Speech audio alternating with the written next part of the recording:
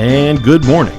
Welcome to the Community Voice. Today is Wednesday, June 17th, and we have Tanner Health in the studio with us today. Our guest is Dr. Abdul Khan. Dr. Khan is a board-certified family medicine physician with primary care of Bremen. He earned his medical degree from the University of Medicine and Health Sciences in St. Kitts and Nevis and completed his family medicine residency at Piedmont Columbus Regional Midtown, where he served as the chief resident. Outside of medicine, he enjoys powerlifting, bodybuilding. You can tell if you tune into the live stream. And being with his friends and family. He also just had his first appearance on the Live Well show. I believe it's the Tanner podcast, discussing testosterone replacement therapy, TRT, hype, help, or harm. What a great name for that episode. So maybe we can talk a little bit about that as well. But today, my man, Dr. Khan, is on the show with us to talk about men's health, because this is, June is Men's Health Month. So good morning, Dr. Khan. Good morning. Thank you for having me. What a pleasure. We've had a blast hanging out. You, me, and Joe, we've been chatting, and Colin, we've been having a good morning. If you could, Dr. Khan, maybe before we jump into June being Men's Health Month, and of course, I want to invite all the listeners who are tuning in to feel free to hop on the WLBB News Talk 1330 Facebook page. If you have any questions or comments for Dr. Khan, I'm happy to read those out. You can also check out the live stream on Aggressive Communications YouTube. Dr. Khan, if you could, maybe before we get too deep in the show, you could tell us a bit about that appearance on the episode TRT, Hype, Help, or Harm. Yeah, that was a fantastic episode. And it was because, a lot of times when you hear about testosterone, it's kind of taboo, especially within media. You hear about how dangerous, harmful it is. And yes, absolutely. I think if it's unregulated, absolutely it can be. Oftentimes when you hear the word testosterone, you think of steroids and you think of bodybuilders, all these major league players that are using it for performance enhancement. But then you never hear about the good side of it, where it's helping folks with erectile dysfunction, helping them with their libido, helping them with their energy, because as when we're growing up, right, we're always taught to be these macho men, like Arnold Schwarzenegger, right? We had these larger-than-life people growing up, all the wrestlers. All of the wrestlers. I was about to say all of them. Exactly. I mean, Big Papa Pump, they're making you feel small. Exactly. And then, but on the top, on the other side of it, then you see sort of the taboo. Okay, so how did people get there? It was using testosterone. Now, ever since then, it's become, federally regulated too. Now it's become sort of like imprisonment if you're found with those sort of narcotics or those sort of substances. Sure, they're banned in the Olympics and stuff. Exactly. So no one wants to talk about it. Say, what is this substance? So for the longest time, even for providers, we were even afraid to give testosterone. And then pretty recently, the FDA did kind of conduct a study kind of showing, is testosterone really safe at the dosages that we're giving our patients? Pharmaceutical grade, mind you, right? And they did do the study. They got people that had really bad, already pre-existing cardiac conditions, already were not doing so good in terms of their blood pressures. And they were just trying to see, if we gave them that testosterone that we give our patients normally, will it worsen their outcomes with their heart, with their blood pressure? And they actually found that it didn't. So surprisingly, It's pretty safe, at least pharmaceutical wise.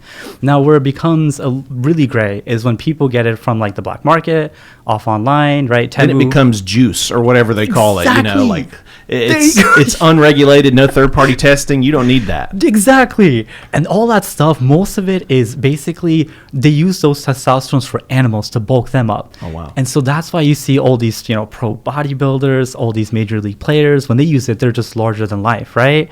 But if you were to use the pharmaceutical grades that we give, very safe, very healthy. Because I think it's important to remind folks when we're talking about TRT, we're not talking about someone who's at baseline wanting to enhance their testosterone. We're talking about people who have, could you speak a bit to the declining testosterone in men as they age, or maybe, I don't know, due to outside factors like microplastics, whatever it is that may be influencing that? Yeah, absolutely. And I think a lot of it now, a big part of it is definitely weight, obesity, and things like that. So one of the things I tell patients, when you're packing on so much weight, right, it's just how our culture is, right?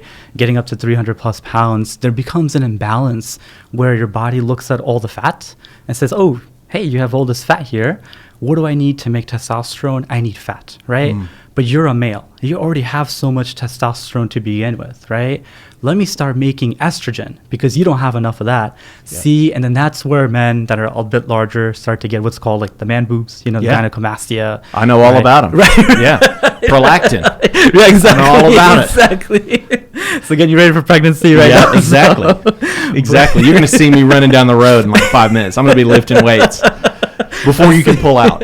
But yes, this is what happens. The body's natural response. It's always trying to take care of you. Exactly. And work with what it's got. So then it would enhance the estrogen. And then things would be in balance, right? And Exactly. people would start. And I know we have a lot to talk about, but are there any are there any key indicators that someone might want to go get their testosterone? 100%. One of the biggest things is going to be erectile dysfunction and low libido. So really specifically, just erectile dysfunction.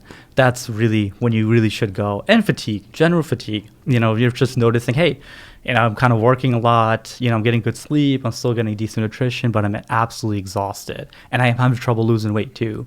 So for sure. See, these are an example of some of the topics that we're going to be discussing today, because June is Men's Health Month. And I encourage all listeners to, after you share the link to this podcast, of course, on your social media, be sure to check out the Live Well Show. That's Tanner Health's podcast. Of course, Dr. Abdul Khan, our guest, was on a recent episode, TRT, Hype, Help, or Harm. Check that out for sure. So June is Men's Health Month. Why is it an important time to talk about men's health? Yeah, so absolutely. So I think, again, going back to that macho man sort of ideal that we have, is a lot of us as guys don't really want to speak about going to the doctor, don't want to kind of express our feelings, don't want to go tell somebody that we actually have a problem. We look weak. We don't want to look weak. That's exactly. We kind of just work through it. Men are so dumb. Aren't we so simple sometimes? They're so stubborn. It's ridiculous. So stubborn. Ugh. And I'm the same way. Even though I'm a provider, I hardly go to see my dentist. I hardly go see my provider. Yeah. And that is absolutely wrong. Going in just to get a checkup as you can be as young as possible, 12 years old, even 10 years old, just go ahead, get your baseline labs, see where everything is. The sooner you come in, the better, because then it sets up where your trajectory is going to. If we can catch seeing how bad your cholesterol is, how bad maybe your kidneys are or liver are, we can kind of help prevent, further bad outcomes in the future. The importance of having a primary care provider. I have a Yes. primary care provider. Shout out Dr. Pag. Love that dude. So,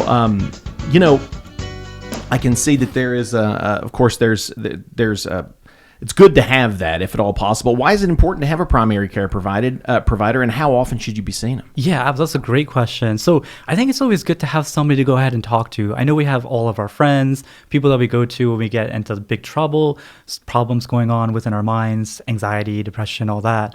But then, I think we should have sort of like a health advisor. That's kind of how I see myself being a primary care.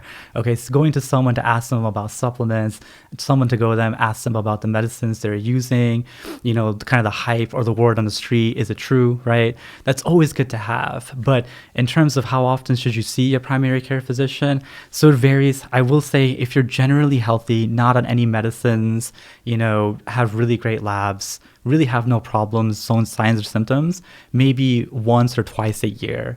But if you do have some active problems like blood pressure, diabetes, problems with cholesterol, every 3 months is usually what I tell patients. To keep a good eye on it. So that would be I think you may have really answered the next question I had here. Having an ongoing relationship with a primary care provider, how does that help long-term health? I imagine keeping an eye on stuff Yes. that might be a little risky or it might be a little concerning. I can't imagine that would, that's definitely going to be helping long-term health. 100%, because once, I always say it like this, so, we always gravitate towards certain people, right? And if you just say, for example, your best friend, right? You'll always go to your best friend for problems, or that one family member that you trust and love, right? And you'll go to them with anything. If I can kind of establish that type of relationship with a patient, they'll always come to me for problems or issues with their health. Instead of going to like multiple people, getting so many different opinions, we can kind of like look at it objectively together, right? With that trust. And so, and the good thing about the trust is then they'll open up more to me. Then if they can open up more to me, I can help them better too. So. Incredible. Well, Dr. Khan, it's a pleasure already. Time is 8:40. We're going to go ahead and knock out that first commercial break. Yeah. But when we come back, we'll continue our conversation with Dr. Khan being live streamed on our WLBB News Talk 1330 Facebook page, as well as our Greta Communications YouTube, as we discuss June Men's Health Month. And we'll be talking about some common health concerns coming up, some screenings that men might want to be conscientious of, lifestyle habits that make a difference, and so much more. So stick with us. Community Voice brought to you by Tanner Health and Oak Mountain Academy. Imagine a place where every heartbeat is monitored with the utmost care, where emergencies are met with swift attention, and where cutting-edge technology enables precise and timely treatments. At Tanner Health, every patient's journey is a testament to resilience, a story of strength, healing, and hope. We go beyond treatment to redefine what compassionate care truly means. That's Tanner Health. That's care redefined. Learn more at tanner.org. Oak Mountain Academy is a vibrant community built on innovation, academic excellence, and a 64-year legacy of shaping community leaders. I'm Patrick Uran, head of school at Oak Mountain Academy, inviting you to visit the mountain and experience firsthand the passion, purpose, and personalized education that defines our school. Come see how our mission and vision come to life each day. For more information, visit us at oakmountain.us so that you can discover your journey on the mountain, where every path leads to purpose.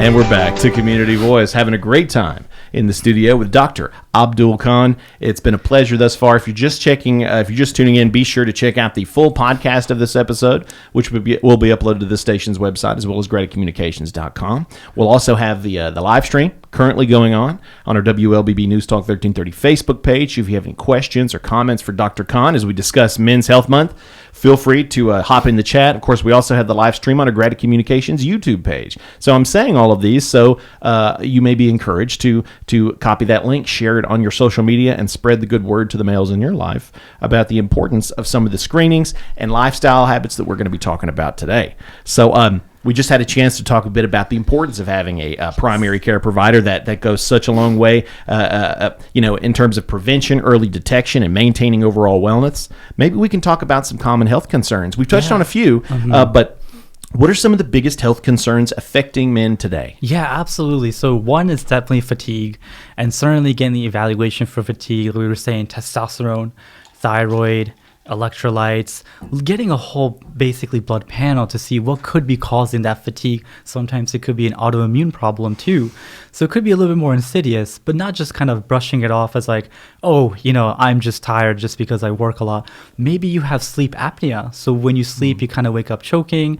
Maybe you actually need a CPAP machine to help you get air into your body too, right? And that could also be contributing to your blood pressure problems. My dad was falling asleep at red lights before he got his CPAP machine. It was incredible. I mean, it changed. He had no idea. Like we talked earlier, he was stubborn. He didn't want to go to the doctor. He just assumed it was because he was working so much overtime. Well, he was working overtime because he wasn't getting any sleep. So you can pinpoint things like that. That's exactly right. And another big thing I think that's coming out, which I think is a good thing, I think it's getting destigmatized, is mental health awareness. A lot more men are coming in now talking about their anxiety, depression, mood disorders, which I think is fantastic. I think maybe 10 years ago, that wouldn't be the case. I think you would probably see that individual show up in the emergency room at a time of crisis. Oh, man. But now I'm starting to see more men come in at a point where they're like, hey, I actually need help before it becomes a crisis. This reminds me of, sorry to do it, but to quote The Sopranos, Tony Soprano one time had a line. He was like, what have happened to the strong and silent types? The Gary Coopers. The Gary Coopers are showing up in the emergency room in the middle of a mental health crisis because they weren't talking about it. Being stubborn, being weird. Just talk about it. It's not a problem. Exactly. But so that's something that would that be one of the silent health risks that men should know about? Because I know that not all of them are as obvious as some. Maybe that would be one. What are some other not as obvious symptoms or silent health risks that men face? Absolutely. Just what we were talking about with the tiredness, fatigue, sleepiness, kind of being for sleep apnea, but also headaches, visual problems, right? That could be maybe a sign of blood pressure, right? Too much blood pressure, too much blood flow going to your brain, getting some headaches, right? That could be a sign. And also, cholesterol, you may not even feel it, right? That's cholesterol is just basically what you see in terms of which in the labs. And it doesn't become a crisis point until you show up in the ED with that chest pain, needing to get a heart cath, seeing that you got a blockage in your coronary artery, right? But look, there was no real signs and symptoms until then. Maybe you may have had some shortness of breath, maybe some chest pains here and there. But what if you went to the doctor maybe a year or so earlier, right? Or maybe 10 years earlier. And then you could have avoided so much of this. And this isn't on the question that, this is something I've written out, but I did want to, it just popped in my head.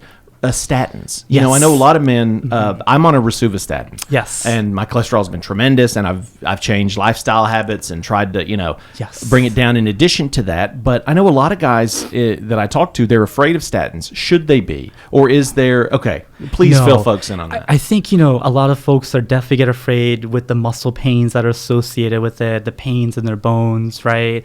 And then also the part with the liver, because it can affect the liver. It's a powerful medicine. Sure. Can it happen? Absolutely. But I think the best parts about the statins, where they kind of help reduce that cholesterol, that bad cholesterol in particular, and preventing you from having a heart attack, really outweighs that risk. Now, if I have a patient that comes in saying, hey doc, I've been taking the statin, I've been having all these pains, absolutely I'll take them off of it and try to put on something else. Thankfully, the future for cholesterol medicines is getting much bigger. So there's going to be new medicines coming in. There's a medicine called Repatha that you could take once every 2 weeks that can also modestly help reduce that LDL, bad cholesterol levels.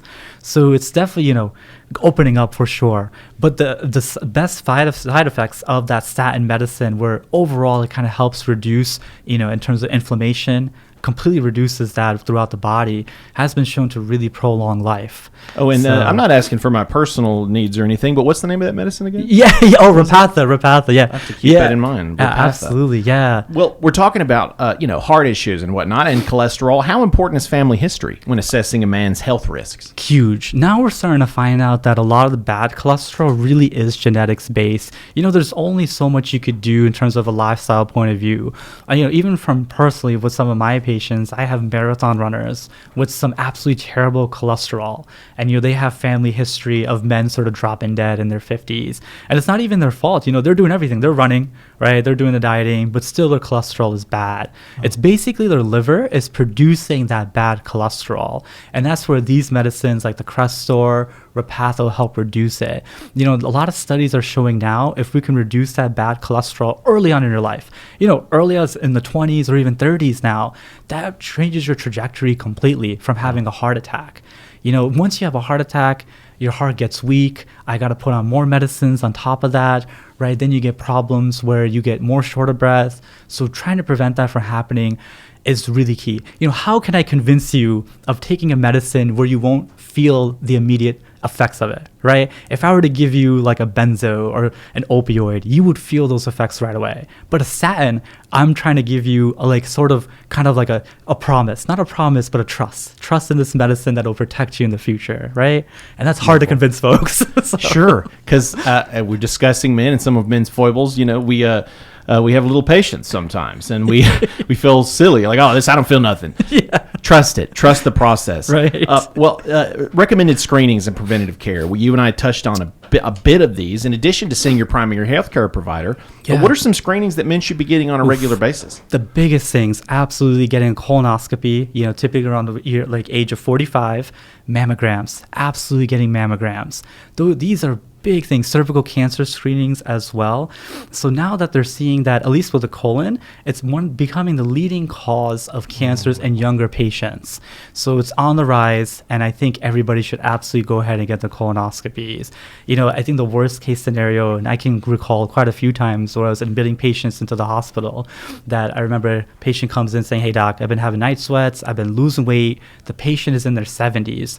We scan their body, all of a sudden full-blown metastatic colon cancer. Oh no. at that point, what can you do, right? It's too late. But if you were to, at a younger age, what would be a good age maybe to look into getting that first colonoscopy? Yeah, absolutely. So, really 45, even some GI societies say even 40 years old, but it really depends on your family history. So if you have a pretty strong family history, let's say you know somebody that got diagnosed when they were 40, right, within your family, primary family, like dad, mom, then you should get screened 10 years earlier. So if they got diagnosed when they were 40, you getting diagnosed or getting screened at 30 is actually really appropriate. Wow. Okay. So that's the family history. Yeah. See that? I think that locks it into perspective for a lot of people. Yep. What about prostate? Yeah. I mean, there's a lot of discussion around prostate health. What should men know about talking with their doctor about their prostate cancer screening? And beyond those screenings, what other routines or a routine test may help in identifying issues? Absolutely. So we always typically get a PSA, and typically around the age of 45 to 50. Now, if you're high risk, such as African American or really big primary history where you do have a family member that was diagnosed in their 40s, then we should test you a little bit earlier. But PSA itself, it's not specific for cancer. It's more specific letting us know that there's some inflammation or some problem going on with the prostate. So you could probably have had a urinary tract infection, maybe, or an infection with the prostate. Ejaculation even can actually kind of falsely elevate the PSA. Oh, wow. And so a lot of times when we were doing the PSAs, we would kind of automatically get a biopsy, and then with the biopsy, then there's a whole host of issues from that procedure, right? People get erectile dysfunction, other problems, infection. So now it's sort of, okay, shared decision making. Let's go ahead and get the PSA, but then let's repeat it every 1, 2, 3, or 4 years, depending on the number, and just kind of closely watch that PSA. Because again, it's not specific for cancer. It's just specific for some inflammation, something going on. And we're talking about colonoscopies. Getting screened for colon cancer. We're talking about prostate exams. They're not as scary as some of the people. Some of these men are gripping the steering wheel listening to this. They're like, they're not as scary as they think they're going to be. No. And a lot of times now we're sort of kind of not doing it as much anymore for that reason. Because a lot of times when we would go in and do the digital rectal exam, it was sort of by provider and how they felt the prostate to be. If they felt it to be kind of unusual just from their experience, again, we would get the biopsy, sometimes unnecessarily. Sure. So a lot of times we just kind of do it by the PSA itself, or maybe getting a scan, with an MRI or CT. So it's kind of not phasing out, still there as a tool, but now we got different modalities. So perfect. Well, it's almost time for that last commercial break. Are there any other quick routine tests that we need to mention? Oh, yes, absolutely. So going on with the cholesterol medicine or cholesterol, the LDL, getting LP little a. Okay. And this is actually a newer type of molecule that's kind of been shown. And this is real all genetics too. And that's really been shown to, if it's high or elevated, your risk of having a heart attack is extremely high. There's no real medicines out there to reduce that LPA, but Repatha, the one I was saying, has been shown some modest decrease. So that's what I'm saying. The future of cholesterol medicine is definitely going to be more genetics based and more different in the future. But yeah. Definitely keep that in mind. Okay. Yeah, absolutely. Man, we're having a blast with Dr. Abdul Khan with Tanner Health. Time is 8:53. We're going to go ahead and knock out that last commercial break. But when we come back, we'll chat a bit more, some lifestyle habits that make a difference, a bit more about mental health, and a call to action for all of our listeners, especially men, being that it's Men's Health Month, things that you might want to look into, keep an eye out for. So stick with us. Community Voice brought to you by Tanner Health and Oak Mountain Academy. Imagine a place where every heartbeat is monitored with the utmost care, where emergencies are met with swift attention, and where cutting-edge technology enables precise and timely treatments. At Tanner Health, every patient's journey is a testament to resilience, a story of strength, healing, and hope. We go beyond treatment to redefine what compassionate care truly means. That's Tanner Health. That's care redefined. Learn more at tanner.org. Do the math. At Oak Mountain Academy, our average graduating class has just 12 students. We celebrate a 100% graduation rate with more than $10.5 million in college scholarships offered. Plus, 96% of our students are accepted into their top choice college. Do the math. Can you see the value of an OMA education? I'm Patrick Uran, head of school at Oak Mountain Academy, and I'm here to help you do the math. For more information, visit us at oakmountain.us so that you can discover your journey on the mountain, where every path leads to purpose.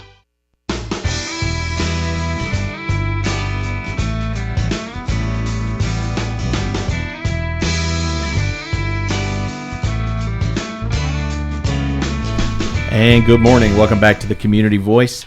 Thank you for joining us on this morning's program.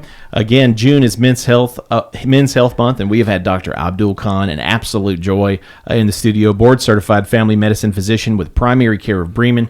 If you're just tuning in, be sure to check out the Facebook live stream, including if you have any last-minute questions, feel free to throw those in, the YouTube's live stream, or you can also share the podcast of this episode. Share it with all your men friends. Let them know to not be weird, to talk about things, to get screenings.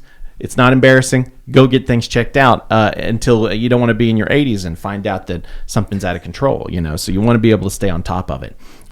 So I'd love to burn through some of these last questions we had before we're out of time. Lifestyle habits that make a difference for men. I mean, we've spoke a bit about obesity and weight, how that has an impact on hormones and beyond. Tell us about it. What are some lifestyle habits that can make a difference?